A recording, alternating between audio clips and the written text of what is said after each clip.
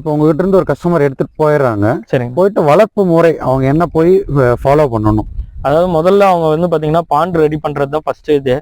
அதாவது bond ready பண்ணுறது எப்படின்னா, ஃபர்ஸ்ட்டு குளத்துக்கு கரையெல்லாம் இது பண்ணி ரெடி பண்ணிட்டு, உள்ளே வந்து பார்த்தீங்கன்னா முதல்ல வந்து கல் சுண்ணாம்பு போட்டு உள்ளே அடிக்கணும்.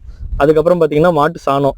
ஏன்னா மெயின் வந்து மீனுக்குள்ளே குளத்துக்குள்ளே இருக்கிறப்ப வந்து அதுக்கு பிளான்டன்ட் வளரணும். பிளான்டன்னா என்னன்னா, பகல் டைமில் வந்து சூரியனோட ஒளி கிடைக்கிறனால அது எப்படினாலும் தண்ணிக்குள்ளே ஆக்சிஜன் கிடச்சிரும்.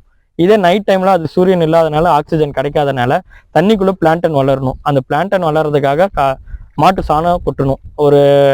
ஒரு குளத்துக்கு வந்து குறைஞ்சது ஒரு டிராக்டர் வந்து மாட்டு சாணம் கொட்டணுங்க.